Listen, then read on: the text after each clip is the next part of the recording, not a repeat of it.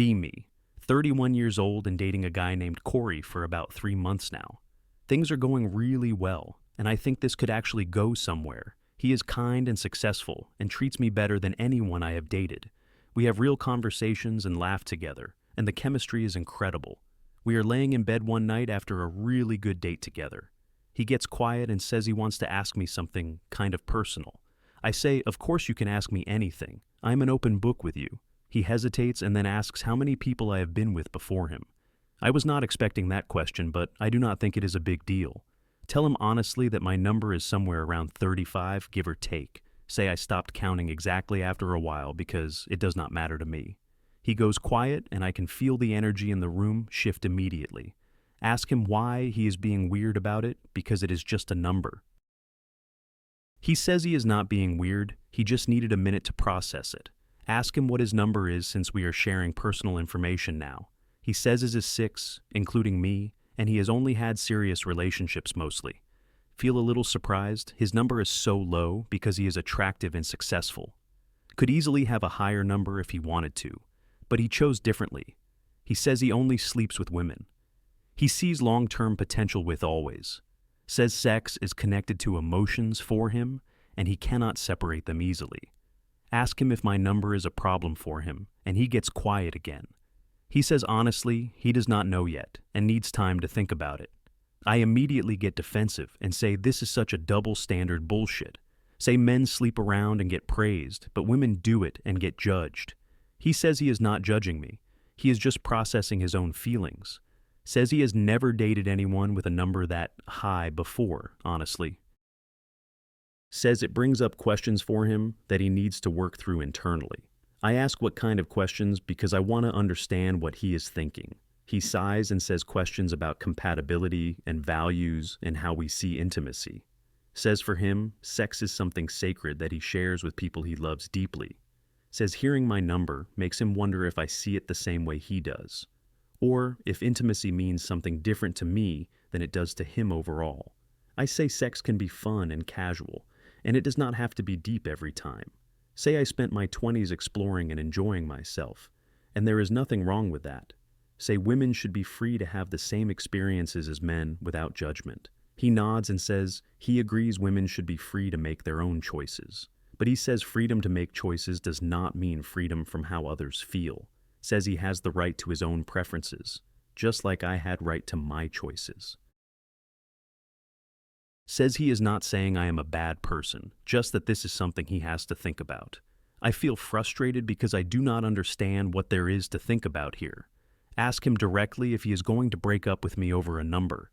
He says he does not know yet, and he does not want to make a rushed decision. Says he really likes me and wants to see if he can work through this feeling, but he also does not want to pretend it does not affect him when it clearly does. We leave things unresolved that night, and I drive home feeling confused and angry. Call my best friend Tanya and vent about how ridiculous the whole conversation was. She agrees and says men are hypocrites who want experienced women but judge them for it. Says he is probably insecure and cannot handle a woman who has lived her life fully. But something about her validation does not make me feel better this time. Usually when she agrees with me, I feel justified and righteous about my position. This time, I just feel unsettled, like maybe I am missing something important here. Decide to do some research and actually understand where he might be coming from. Go online and start reading forums and threads about how men view body count, expecting to find a bunch of insecure misogynists confirming my existing beliefs. Instead, I find something more nuanced that makes me really uncomfortable honestly. Find posts from men explaining why high body counts are a concern for them, not from a place of judgment, but from a place of wanting long-term compatibility. They talk about pair bonding and how casual sex can affect ability to connect deeply. They talk about wanting someone whose values around intimacy match their own values. One post explains it in a way that actually makes me stop and think hard. He says, imagine you have a favorite restaurant you only go to for special occasions. It is sacred to you, and you have been there maybe 5 or 6 times in your life. Every visit is meaningful and memorable and connected to important moments. Now, imagine you meet someone and tell them about this special restaurant excitedly. They say, oh yeah, I have been there like 35 times. It is pretty good, I guess. Suddenly your sacred place does not feel that special anymore to either of you. What was rare and meaningful to you is just ordinary and forgettable to them. He says that is how some men feel about intimacy with a high body count partner. Not that she is a bad person, but that she might not value what he values deeply. Something he treats as sacred and rare, she treats as casual and recreational. And that difference in values can cause problems down the line in relationships. Sit with that analogy for a while because it actually makes sense to me. I never thought about how my past might make a partner feel about our present.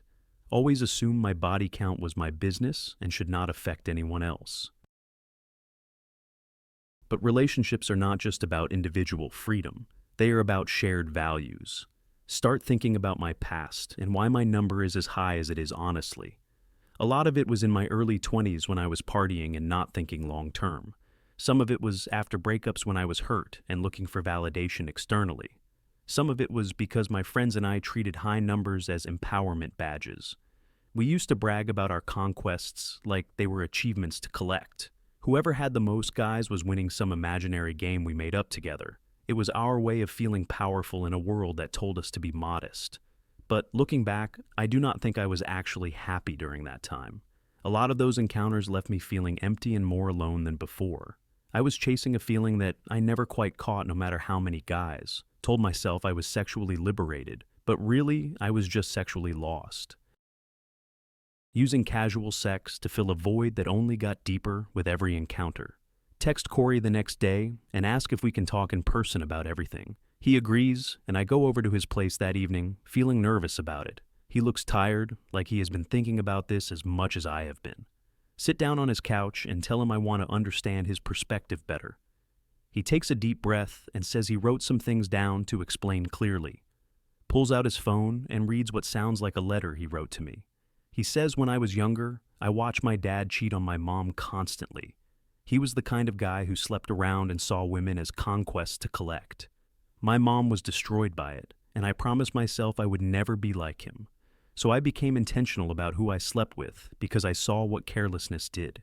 He says sex for me is tied to love and commitment and vulnerability and trust. When I sleep with someone, I am giving them a part of myself I cannot get back. Finding out you have given that part to 35 people makes me feel less special. Not because you are bad, but because what I saved you already gave away many times. He says I am not saying your past makes you worthless or undateable to everyone. I am saying it makes me question if we are compatible in this specific area.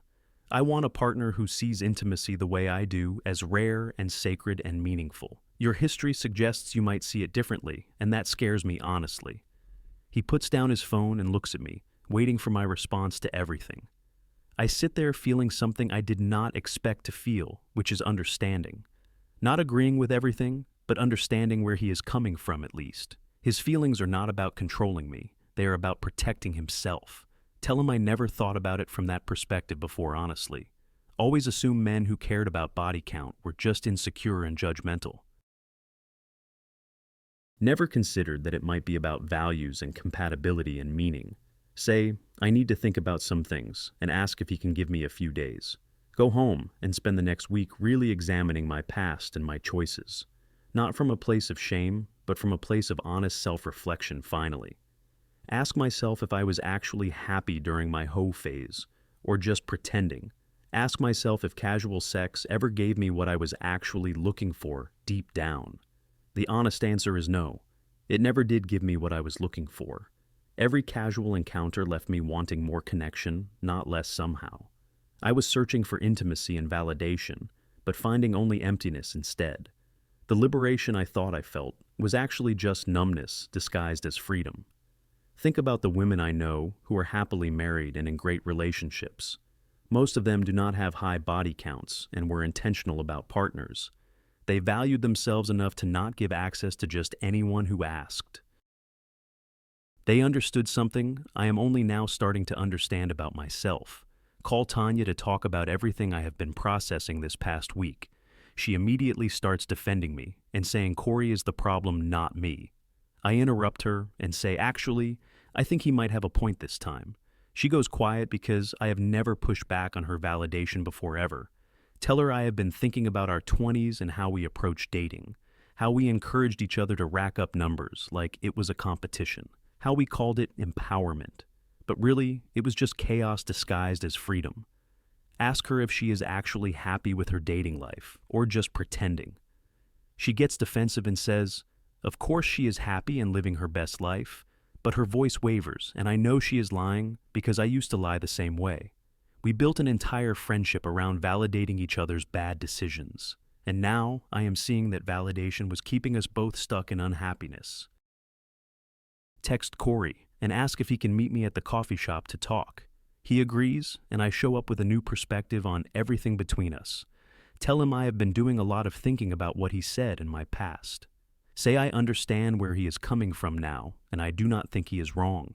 Tell him my number is high because I was lost and looking for something external, was chasing validation and connection in all the wrong places for many years, did not value myself enough to be selective about who I let get close to me, mistook sexual freedom for actual empowerment when it was really self-destruction. Say, I am not that person anymore, and I am working on understanding why I was. Say I cannot change my past, but I can choose differently going forward from now. Say if my number is a deal breaker for him, I understand and will not resent him. But if he is willing to move forward, I am committed to building something different. He listens and then says something that surprises me after everything we discussed. Says he has been doing his own thinking and realizes he was being somewhat unfair.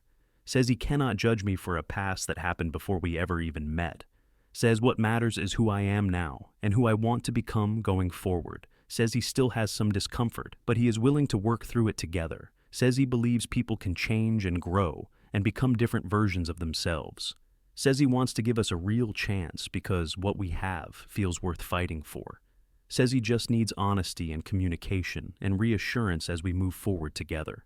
I start crying because I did not expect him to still want me after everything. Thought for sure my number would be the end of something that felt so promising. He hugs me and says, we all have pasts, and his is not perfect either, honestly. Says what matters is building a future together that reflects who we want to be. Over the next few months, we have hard conversations about values and intimacy. I tell him things about my past. I have never told anyone before out loud. He listens without judgment and shares his own struggles and insecurities with me. We build something deeper than I have ever had with anyone before, honestly. Realized that his question about my body count was actually a gift to me. It forced me to examine my past in a way I had been avoiding for years. Forced me to confront the emptiness behind my so-called sexual liberation journey. Forced me to get honest about what I actually want instead of what I was settling for. A year later, we are still together and talking about engagement and future. He says I am the most honest and self-aware person he has ever been with. Says watching me do the hard work of growth made him fall deeper in love. Says he is grateful I did not just dismiss his concerns as insecurity like others would. Think about the feminist talking points I used to believe without questioning them. That body count does not matter, and anyone who cares is just insecure and controlling. That women should be able to sleep around without consequences, just like men do. That preferences about sexual history are always rooted in misogyny and double standards. Now I see it more nuanced than that, after doing my own work and reflection. Body count can matter to people, and that is a valid preference to have for themselves. It does not make them insecure, it makes them intentional about compatibility with partners. Dismissing their concerns as double standards is just avoiding the real conversation. Still believe women should have freedom to make their own choices about their bodies.